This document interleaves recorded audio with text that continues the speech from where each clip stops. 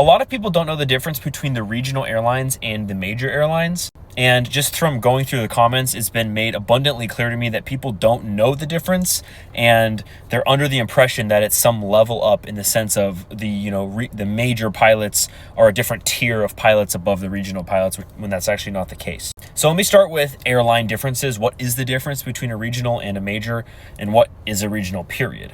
So a regional airline is usually associated with a major airline. For instance, you have American Airlines, and then you have their regional, which goes under the title of American Eagle. Delta Airlines, their regional, Delta Connections, or Connection, I'm kind of blanking on it.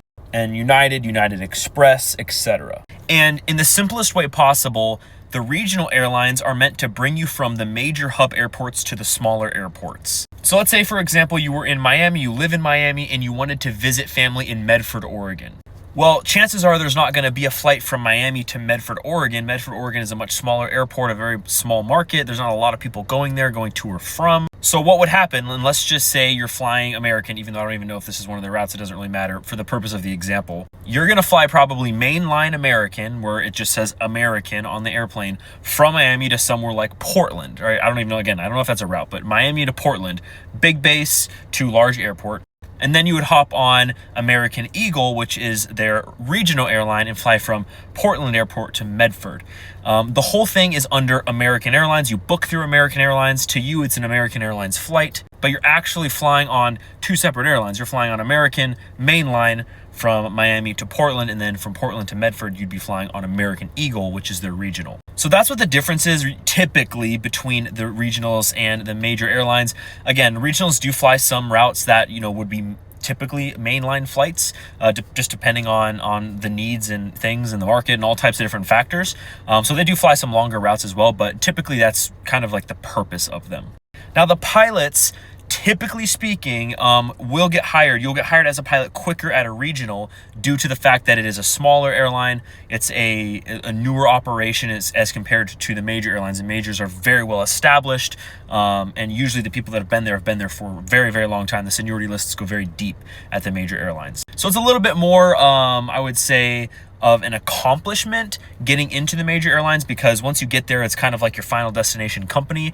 The retirement plans are fantastic. Your pay scale is going to be a little better. That's going to be somewhere you could work at for the entirety of your career and, have to maximize your income and whatnot. So for that reason, you're typically going to get hired at a regional airline first, whether you become a flight instructor, get your 1,500 hours, 2,000 hours, whatever however much qualifications you get in general aviation or whatever you're doing prior to get hired at the airlines, you'll probably get hired at a regional first. You'll become a first officer at the regional, and then become a captain at the regional. And then you'll typically go from the regional eventually to a major airline. It's not leveling up as a pilot. When you're a captain at the regional, you are a ATP rated Part 121 airline captain. There is no differentiation between an Airbus 350 captain at Delta or a Delta Connections captain at one of their regionals. As far as tier of pilot, it's the same thing. The difference is just the company, it's the pay scale, it's, the amount of money you're making and things like that.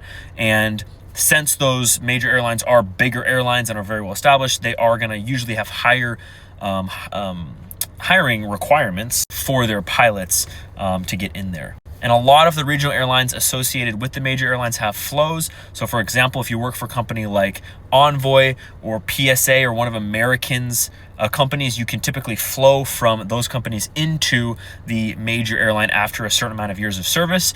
And if you're working for a different one, let's say you were working for one of those two regionals for American, you could just get hired at a different major airline just independently outside of the flow that you would have to the company that you're associated with. So long story short, that is a difference between the regional airlines and the major airlines, and kind of the structure by which they operate and the utility that they serve their customers. But when it comes to being a pilot, there isn't really a leveling up per se as far as like actual qualifications. It's not like you go from captain at the regionals to first officer at the majors and that's higher. It's not that way. It's just a different company. It's a bigger company. You're flying bigger airplanes with more passengers. So the responsibility, of course, is increased in the sense that you are flying more passengers, but in every other way, it is the same type of job. You're doing the same work.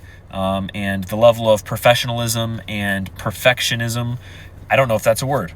perfectionism probably is not a word, but if you know what I mean, is streamlined throughout all of it.